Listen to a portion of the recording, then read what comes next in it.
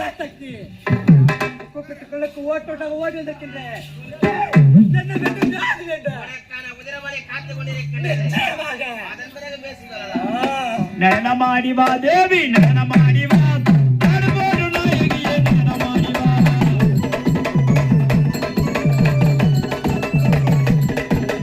நடனமாடி வா தேவி, நடனமாடி வா. நடுவோடு நாயகியே நடனமாடி வா.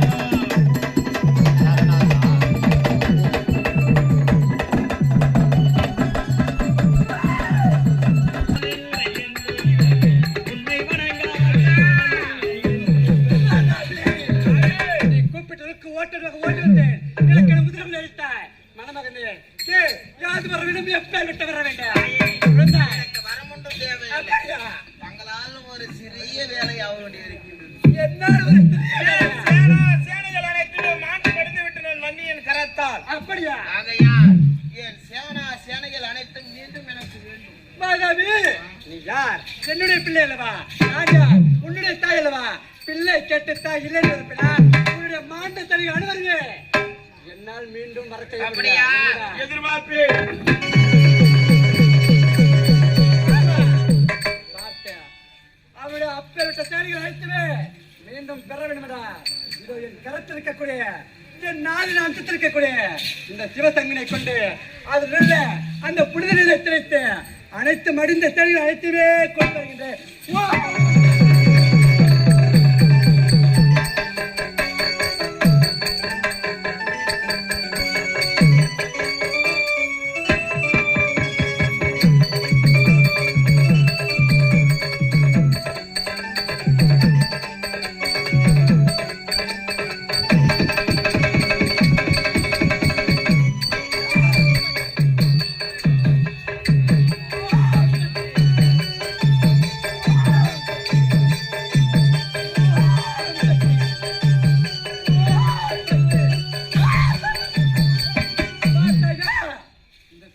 இருக்கக்கூடிய புனித நிலையத்தை சொல்லுங்க.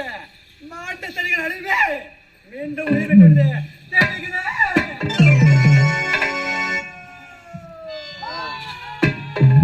தேண்டிகள் அடைவதில்லை மீண்டும் வந்துவிட்டது.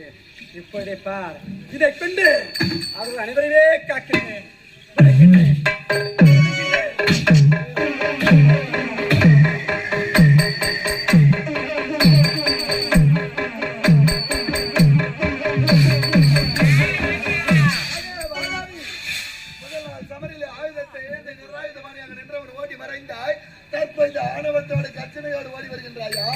தற்போது இரண்டாம் நாள் உனக்கும் எனக்கும் சண்டை. இன்றைய தினத்தை யாருக்கு வெற்றி என்பதை பார்க்க வேண்டும் அல்லவா? ஆடாபாக்கா சமரக்கே உனக்கும் எனக்கா உண்மை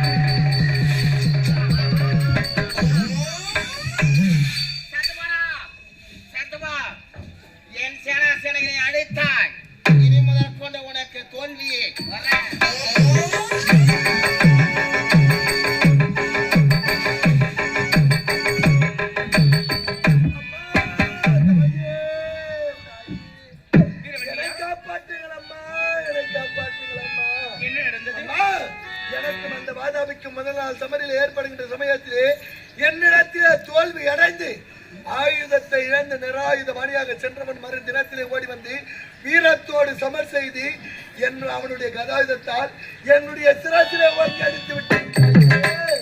என்னால் நிதானமாக நகைக்க கூட முடியவில்லை தாயே. அவனோடு என்னால் சமர் செய்ய முடியாது தாயே. வீரவன்னியா, முதலிலே சமருக்கு வந்தான், தோல்வியுற்று ஓடிவிட்டான்.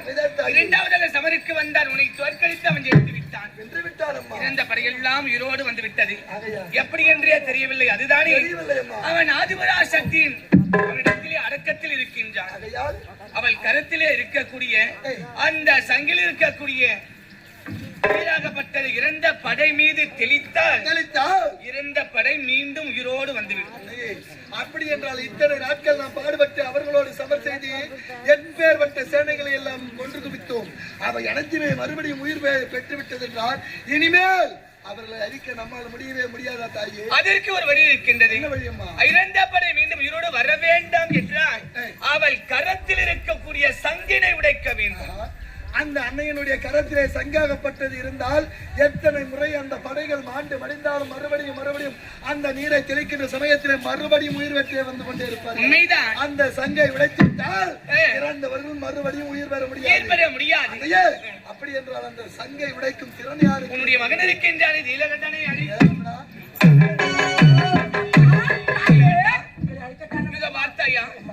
அந்த வாதாபி இடதாபி என்று சொல்லக்கூடிய அசைகள் இடத்தில் அவற்றிருக்கின்ற ஆதிபரா சக்தி அவள் கருத்தில் இருக்கக்கூடிய சங்கிலே இருக்கக்கூடிய நீரை இறந்த படைமிடத்தில் தான் மீண்டும் உயிரோடு வருகின்றது. ஆகையா நீ சென்று அந்த சங்கினை உடைத்து என்னை வந்து பார்க்க வேண்டும். ஆனால் ஒன்று, அவள் முன்பே சென்று விட்டால் அவள் எதிர்பட்டு சென்றால் உன் உயிருக்கு ஆபத்து ஏற்படும். உயிர் பறிப்பு கவலையா? ஆகையா அவளுக்கே தெரியாமல் அவள் பின்புறத்திலே சென்று அந்த சங்கினை தந்திரமாக உதைத்துவிட்டு மீண்டும் என்னை வந்து பார்க்க வேண்டும். அப்படியா தாயே? வெற்றிகரமாக முடித்து விட்டு வருகிறேன். அப்படியே சென்று வெற்றியோடு அந்த சங்கை உடைத்து விட்டு மறுபடியும் அந்த எங்களை சந்திக்க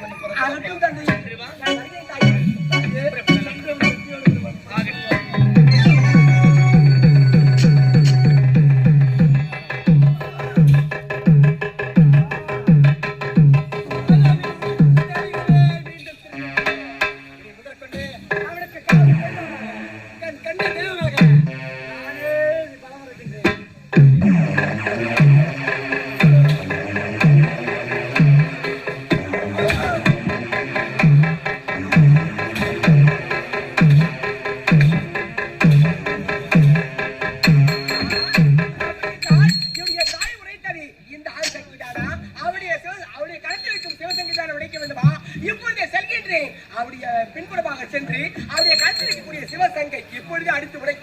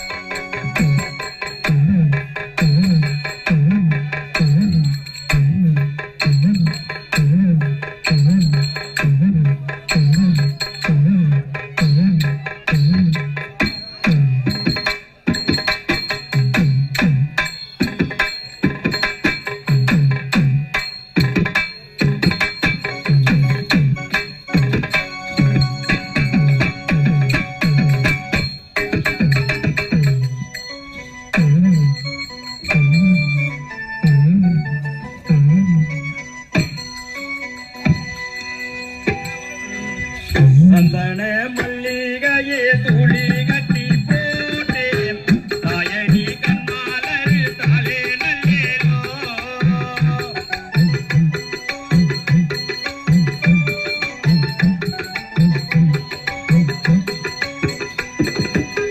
சந்தன மல்லிகையே துளி கட்டி போட்டேன் தாயடி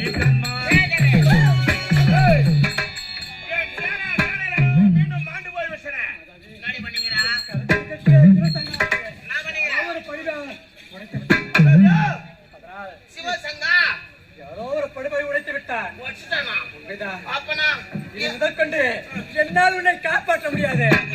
அந்த தனிகள் அனைவே மறந்து போய்விட்டது.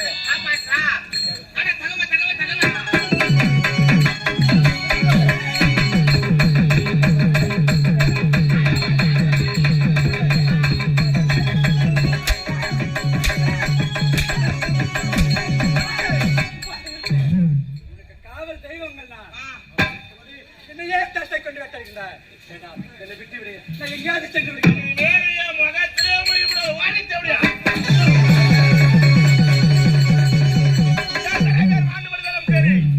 இந்த வாதாபி ஒருவனை நிலை கொண்டிருப்பவன் ஆகையால் வள்ளியினை விட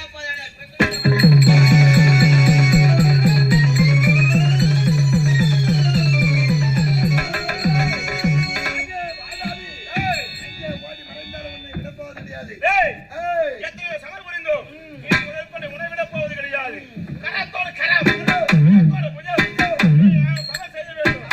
ஏய், இதை வைத்துக்க யாருக்கு அன்போ.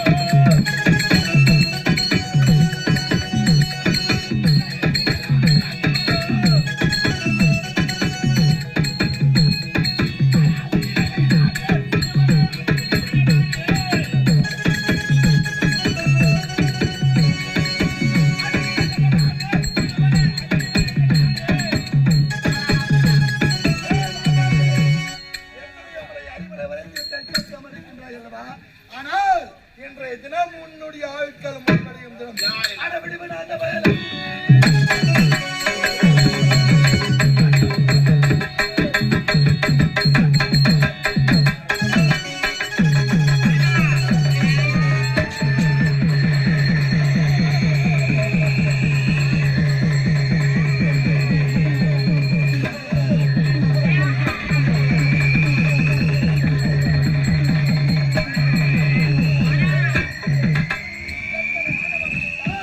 அக்னியிலே உதித்த இந்த வீர வண்டிலே கேவலம் ஒரு அரக்க இனத்தை சேர்ந்தவன். அரக்கன் என்றால் அரை புத்தி கொண்டவன் ஒரு அக்னியில உதித்தவனை எதிர்ப்பதா? அட பாவி, இத்தனை தினமாக என்னுடைய அன்னையை எதிர்த்து பேசியவன் எப்பொழுது என்னோடு கரத்தோடு கரம் போட்டு சமர் புரியும் அளவு உனக்கு அன்னை வந்து விட்டதோ, இன்றுதான் நல்ல காலம் முடிஞ்சு போச்சு. அடே வாயாபி, உனக்கு இன்றதோ நல்ல காலம் முடிஞ்சு போச்சு. இனிமேல் எங்களுக்கு நல்ல காலம் ஆகக்கூடாது. அடே வாயாபி, அட வாயாபி.